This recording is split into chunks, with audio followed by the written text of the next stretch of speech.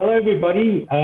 My name is Adam Bryers, and I work for Edith Cowan University in Perth in Western Australia. Nice to be here. Thank you very much to Universal Education. We have quite a new partnership with Universal, and I really enjoyed working with them very much so far. I'm looking forward to a good future. So tonight I'm going to talk a little bit about my university, Edith Cowan University. I'm going to talk a little bit about Perth, which is in Western Australia. I'm going to talk a bit about the situation with the COVID virus and just what we've got going forwards from our semester 2 onwards.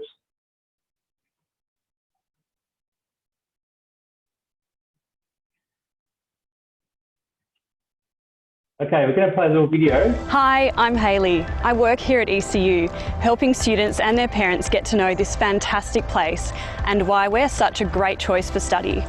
Right now, I'm sure you're feeling uneasy about what's happening around the world, and you're probably wondering how this will affect your future and your studies. We just want you to know that we're still here and we're not going anywhere anytime soon. We're just finding new ways to help you plan your future education.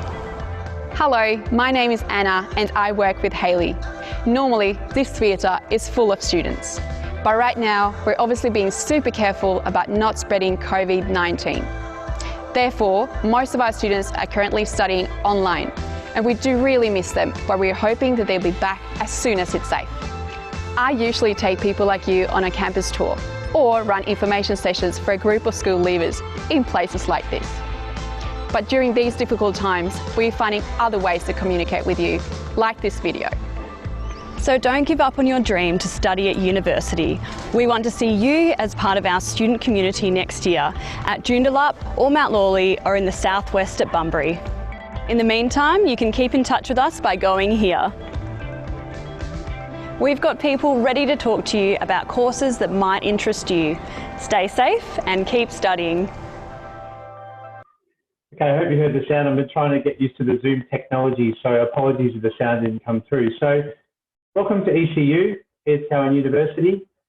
Just a little bit about Edith Cowan. We are the only university in Australia to be named after a woman, and her name was Edith Cowan, and she was alive about 100 years ago, and she was the first elected woman to an Australian Parliament, and she was a champion for women's rights back 100 years ago, and she's actually featured on our $50 note. So that's Edith Cowan. So this is a little map of Perth, so you can see the city centre, and the main campus is in Joondalup, which is about 30 minutes north of Perth on the train. Very easy to get to. You take the train, you get off at Joondalup train station, and then you can either walk, it's about 5 minutes, or you can take a free bus, a cat bus, which is free, and you'll be at the campus in about 1 or 2 minutes, so very convenient. We also have another campus in what's called Mount Lawley, which is closer to the city, and this is where we teach our English for those that need English top-up, and we also teach some courses like arts and humanities, broadcasting, filmmaking, and so forth at our Mount Lawley campus. We have another campus which is about 2 hours south of Perth. It's a regional campus. If you did study at this campus, you would actually get 4 years of post-study work. It's called Ultra Regional.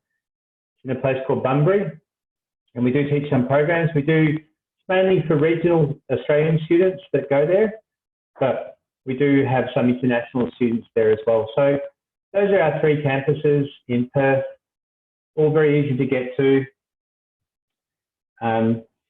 So just some highlights. I don't want to speak too much because I don't want to bore you. But so ECU is quite a new university. It's a new university.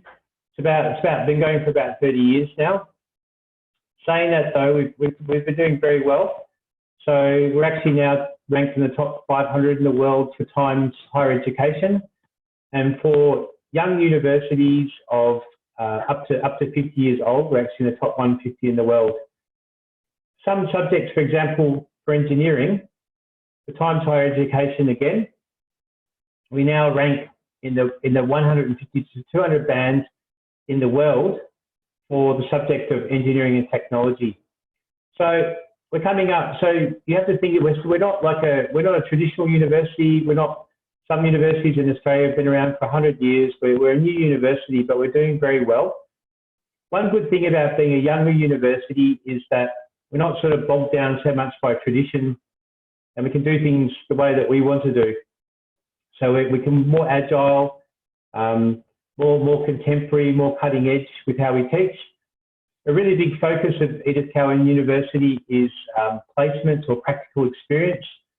Many of our courses will have some sort of like industry project or practical placement, or even paid practical placement in some cases, to give students like practical experience to complement the theory that they learned as well, and with the idea that they're going to be employable. So it's a really big focus of ECU.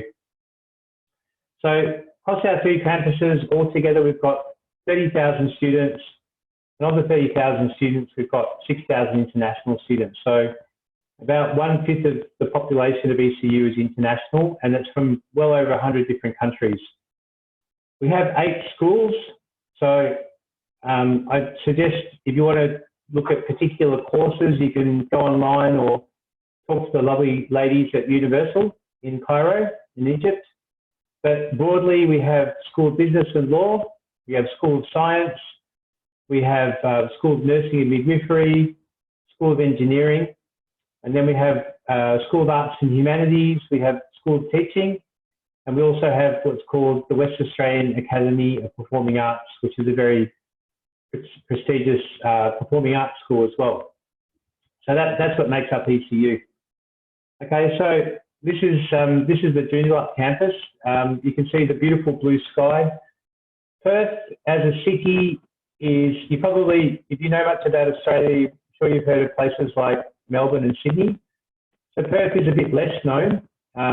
It's a bit smaller. It's a very, very laid back city. The weather is good. We have the most hours of sunshine. It's a very laid back lifestyle. It's known to be cheaper compared to other parts of Australia. It's very friendly, especially it's a very big thing about the ECU campuses is that you'll find that there's always somebody to help. So if you've got some concerns or some issues, you will find someone. Eventually, you'll find someone that not eventually, but you'll find someone that will help you. Right. So it's a very supportive environment. So in terms of fee structure, as an Egyptian student, you're Egyptian. You've got an Egyptian passport. If you apply for, if you can get into an undergraduate course at ECU, so bachelor's course, automatically you'll get 20% discount off the fee for the whole course. And for postgraduate master's courses, it's 20% off the first year of selected programs. However, that's actually many of the programs. You'll get 20% off the first year, but the second year is full fee. So what it means is, probably on average, you'll be looking at about 25,000 Australian dollars a year. At the moment, that's probably, I think it's around about 16,000, maybe 17,000 US with the exchange rate, because the Australian dollar is quite devalued at the moment. So it's actually a really good time to be coming to study in Australia. So you're looking at about $25,000 a year, approximately. Could be more, could be less.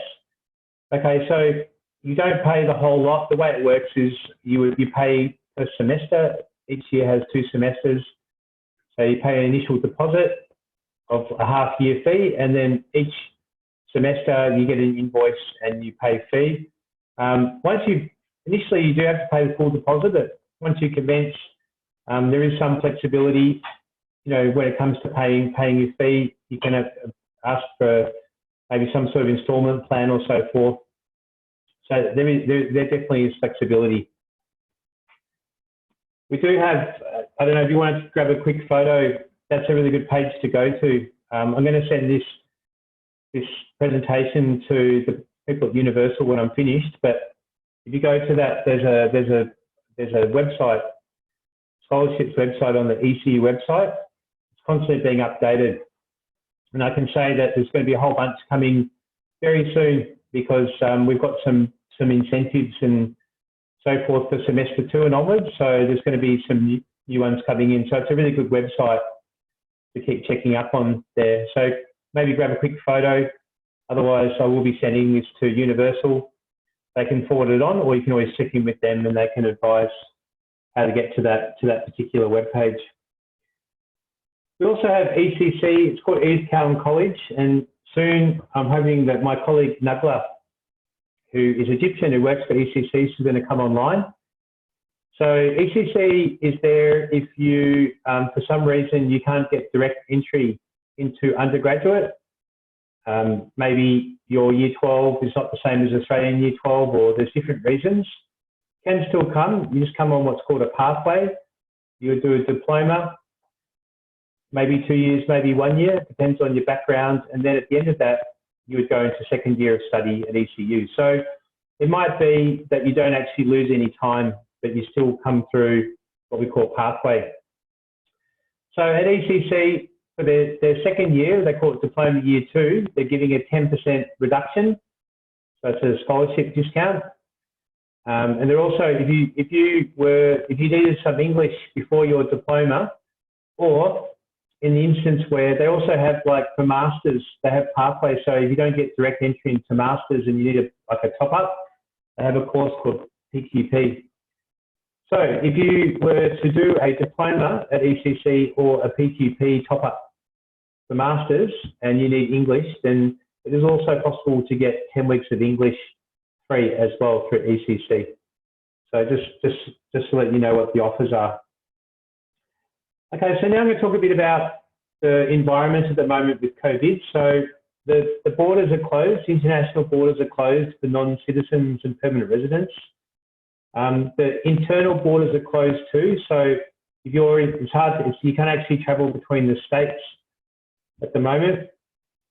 In Western Australia, it's actually because of its sort of situation in Australia, the number of cases is 0. We've almost eradicated the virus in Western Australia. So what it means is we have been under restrictions in Australia. I'm sure it's been the same in Egypt. By law, we've been in our houses and we've only been able to go out for certain reasons, like, for example, to get food or to go to work if we can't work from home. So in parts of Australia, like for example in Victoria and New South Wales, which are the states for Melbourne and Sydney, there's still, the restrictions are just starting to ease up now, but in Western Australia, and I'll show you some slides as of this week, they've got the restaurants open. They're really starting to open up. Pools, libraries, cafes and places, pubs are starting to open up. People are going back to work.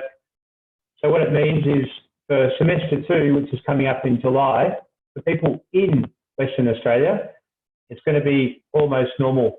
So we did go online when the virus came and we needed social distancing, and they're trying to control the spread of the virus, but now that's passed. So for people in Western Australia, they'll be doing face-to-face, except when there's large lectures. I think at the moment, if it's more than 40 people, then they can't, then they'll have to not go. But interestingly, for many years now, we've actually been recording our lectures. So there's been a lot of discussion about, like, obviously because people are moving to online study and whether it's worthwhile and so forth. But we've actually, for quite a few years now, we've been recording our lectures because you might know that students on a student visa can work for 20 hours per week while they're studying, and during break times they can work unlimited. So it might be that during the week they've got some work during the day and it conflicts with the lecture. No problems. They just the lecture gets recorded, and we have different ways of accessing it, and students can access it later and look at the lecture. Maybe practicals and so forth. There are some classes, tutorials that you do need to be on campus, but you know, other classes you don't. So we're actually, so for the COVID, where at the moment you can't have like more than 40 people safely in a lecture theatre in ECU, that's fine. We just record like we always have, and students will tap into the recording and come on campus for other study reasons. So at the moment, the border is closed. So it's closed internationally, it's closed state as well. You may have done, if you've got some interest, that our federal government have actually now issued what they call a three-step plan to relax restrictions and basically open up Australia again.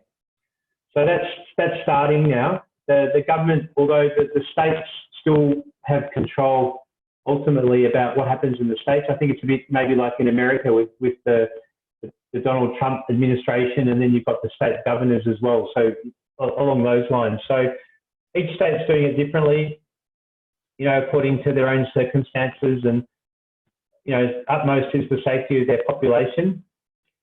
So what it means is, if you're offshore, then most likely you wouldn't be able to come onshore for semester 2, which is starting in July for ECU. The government in stage 3 of the three-step plan, the government have indicated that there could be some exemptions for international students. Okay, so international students is really important to Australia. We've got many thousands, hundreds of thousands of students in the country, and it's a really important part of our society to have the students there. So there is discussion about maybe having exemptions for international students, but possibly maybe the earliest might be sort of like September, October, November. That could be the earliest that maybe students can come on shore. So I'll talk more in a moment, but if you are going to commence, which you can do in semester 2, most likely it's going to be online, with the idea that at some stage you would come on shore. So look, the economy has taken a big hit, but it's funny, there's been some real sort of silver lining, I guess. So the whole supermarket industry in Australia was absolutely booming, still is. So they actually relaxed the hours. International students could work more than their 20 hours a week in supermarkets, but that's finished now. But those that work in aged care or as nurses have had their working hours extended, because it's so critical at the moment. We need all hands on deck. So anyone working in those sectors have had like easing up of their work hours, the conditions. So this is a little graphic. This was last week or a couple of weeks back, showing you that the number of new cases is 0. I think there's been 1 case in Western Australia in the last couple of weeks. So as I mentioned, it's pretty much eradicated from Western Australia, the virus. Obviously they're protecting it with the border closures, but it's really important to flatten the curve, control the infection rate, so the hospitals could get ready for the future, with the idea that, like, as we start to open up, the infections are going to come back, but at least it can happen in a controlled way. So I mentioned this is to show you that as of the 18th of May, the number of people in a gathering was moved up to 20. Restaurants and pubs were open, fitness classes started again, public pools were open, places of worship were open again, libraries, community centres and so forth. So Perth, Western Australia really is the front runner in Australia now with the opening up, which is great. The other thing is that there's been some reports that Western Australia, like in terms of the economy in WA, is very much based on the industries, which is sort of mining is the main industry, and therefore it goes up and down. Has been a bit flat after the global financial crisis, which was 2008, 2009. It did flatten out over the last couple of years, but it's starting to pick up. And what people are saying, even the government in Canberra is saying that the economy in Western Australia is really well placed to rebound the quickest of the economies in Australia. And why is this? It's because we're very rich in things like iron ore and gold. China is kickstarting their economy after their crisis. When they kickstart their economy, they're very hungry for our iron ore.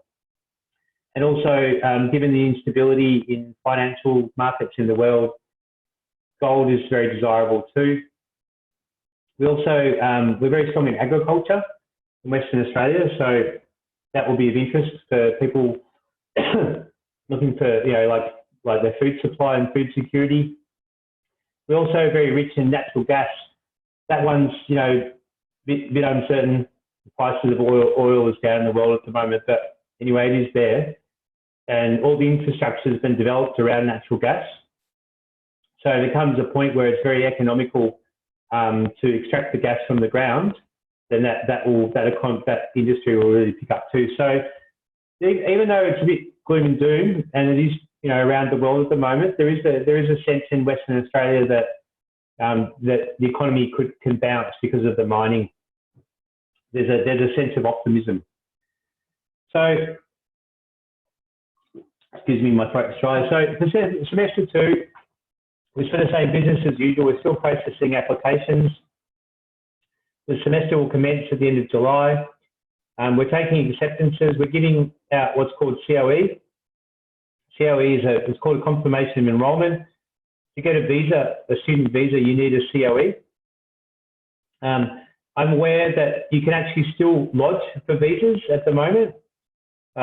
There's still, look, it's been really hampered. So the visa officers are not going as quickly as they were because they've got their own issues to deal with internally. But my understanding is that you can still lodge for visa and they are still being issued, maybe not at the same rate before. Now, I mentioned that if you go through the process of applying and accepting, and the semester 2, you would need to commence at this stage, most likely you have to commence online. We're about to announce what we call a bursary. So on top of any other discounts that we may have given you, if you study online for semester 2, we're going to be offering a further discount, and it looks like it's going to be about 30% further on top of the other discount for this is for online study. So this will be, we're just in the final sort of moments of confirming this, and we should have an announcement by about Wednesday next week. So what I'd suggest, if you're interested in this, perhaps check in with Universal next week, maybe by about Wednesday or Thursday, and just find out, because there's still plenty of time. You can still put in applications. We'll still make offers, and the fact that if you're not coming on shore for semester 2, it takes the pressure away from the visa.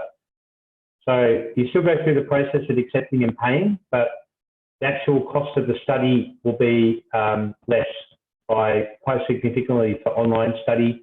And also, if you're on shore, you've got to do what's a full-time load. So minimum of 3 units, generally 3 to 4 units a semester. But if you're offshore, there's no restrictions. So it might be that you just do like 1 or 2. So you get your degree, your study going, with the idea that when you can come on shore, you come on shore, and at some stage you'll apply for your visa. Now, a question will come up is, well, what happens if I get my visa rejected? And we're still working on that. So there will be a refund policy when we make an official announcement for this next week. So again, it's just like checking maybe on the ECU website or with Universal, and we'll give you the details. We're hoping that there is some sort of refund policy, but it's still being discussed, so we'll know next week. But there is going to be a bursary, an additional discount if you commence online. There's still like an IELTS requirement which you have to meet. We're still teaching English, which we do online. Currently, there's been no discount to the English prices for English language. We do. Our main provider is ECC, but we have other providers as well that we use.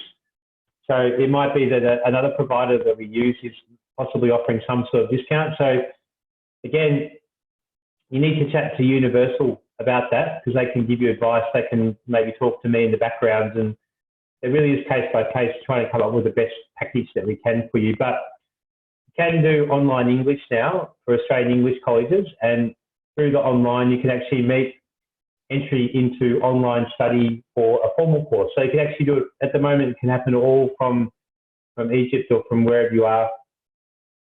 Now, for the first time, we're looking at doing what we call summer semester, which is semester 3. So I said, then it becomes, I guess it's not really, it's sort of like trimester then, trimester 3. So if we do this, it will commence in November. Again, it's something that's still being discussed. But what it means, so is if, for example, you do need some English, it might be that you can do some English and you can commence maybe in August or, August or September, with the idea that you could commence your formal study in November. So again, that one, the bursary has been confirmed in a sense. We'll just get the actual details next week. Having a third trimester, we're still discussing, but it's something that could come up and it might work for you. Now, if you do accept your offer and for some reason you decide that it might be that, look, you just don't want to take up your study, you're offshore, it's hard to say, but we are open to giving refunds at the moment. If you haven't commenced your study, once you commence and you start doing units, then, then it changes. But if you haven't commenced, it might be, I've had students, like when the COVID broke, I had certain students that decided that they just wanted to finish up their course and go home. That was fine. As long as they did it before a certain date, they were able to get a refund for money that they paid for that semester. So there is potential, but you've got to be a bit careful. It's not like you sort of can come and study for a couple of months or online and suddenly decide that, oh, look, I want a refund now. That's not going to work. So you have to, there are terms and conditions, but we are open to it in certain circumstances. Finally, when you accept, generally when you accept for an offer to study in Australia, you also have to pay what's called Overseas Health Cover, OSHC. And this depends on, it could be anything from, maybe 2,000 Australian to, depending if you're coming with your family, it can actually get quite expensive depending on how many you have. So normally this would be paid, we would ask this at the time that you accept your offer before we issue ECOE, which is that confirmation of enrolment, which I mentioned you need to do to get your visa. At the moment, if you indicate when you accept that you're going to be paying your own overseas health cover, because there is option, you can ask us, you can pay the deposit and ask the university to do it on your behalf. But if you indicate that you're paying your own health cover, then we will actually issue the COE and we won't ask to see any evidence of payment of health cover. So that's good. So this means at this time, when maybe you're going to do some online study and you don't want to pay big money, you still haven't got your visa, you're in your own country, so it's not like you need a hospital in Australia.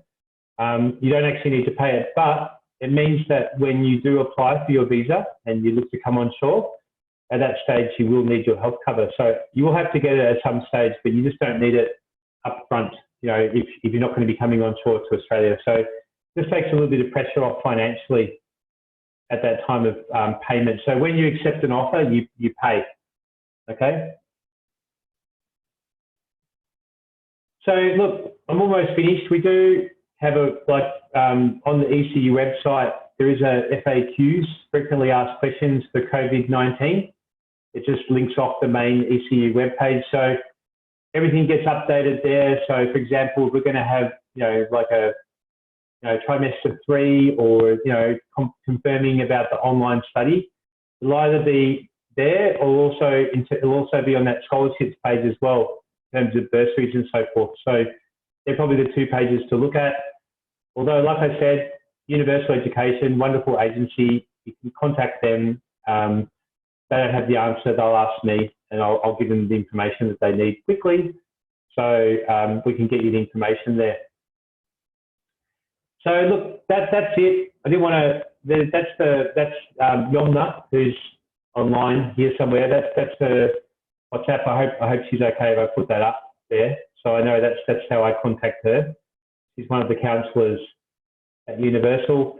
Look, in summary, I would say, look, you know, in the world at the moment, Australia's done very well in terms of controlling the spread of the virus in general. Western Australia in particular, it might be, you know, possibly due to, you know, like Perth, people refer to Perth as being an isolated place because it's sort of distant from other parts of Australia. But in this instance, it's actually been a real positive because they've been able to use it to really control the spread of the virus. So, and it, you know, meaning that they can actually, you know, we can open up now and we can actually get the economy back on track. So, you know, I actually think it's quite a desirable place. I mentioned that the cost of living is cheaper in Perth compared to other parts of Australia. Accommodation is very easy to find. So we actually have, if you look at the scholarships on the scholarship page, if you stay at our Mount Lawley campus at the moment, we're giving on campus, we're giving a 30% discount. That's at the moment. That might even be better as time goes forward. So you need to keep an eye on the scholarships page. But it means that, you know, you're spending like, you know, it's 140 Australian dollars a week to stay on campus, which is around about, you know, less than $100 US, maybe about $80, $90 US at the moment to stay on campus at ECU. You can also, but if you don't want to stay on campus, or, you know, you might do, you know, 22 weeks on campus and then you might look for a place off campus. There's plenty of accommodation options in Perth at the moment. You can live like nearby where you study, or you can live further away, maybe a little bit cheaper and take the train. So it's really not an issue compared to other parts of Australia. Look, part-time work, you know, it is, you know, look, it is going to be probably a bit more difficult to find the part-time work at the moment. There's going to be more competition because Australian people are out of work as well because of COVID. But if the economy does pick up in Perth, like they're suggesting, what happens is that because the money is so good for people working in mining, it tends to pull people away from the city, and then there's like it becomes a bit of a vacuum that needs to be filled. So look, it's hard to say because it is, you know, we are in the time of a bit of an economic downturn, but like I said, there is some optimism. So look, it's, you know, it's going to be the same no matter where you are in Australia. I think there's going to be, you know, it's going to be sort of affecting each part of Australia in terms of work, but hopefully, you know, definitely you want to come with money. Well, you have to anyway, because you've got to show, generally you've got to show that you've got funds. But you know, hopefully in time, if you did come on shore, that you would be able to find some sort of part-time work. Generally students can find work. I've never heard of a student complaining to me that they were never able to find work to support their study while they're in Perth. So that's it for ECU.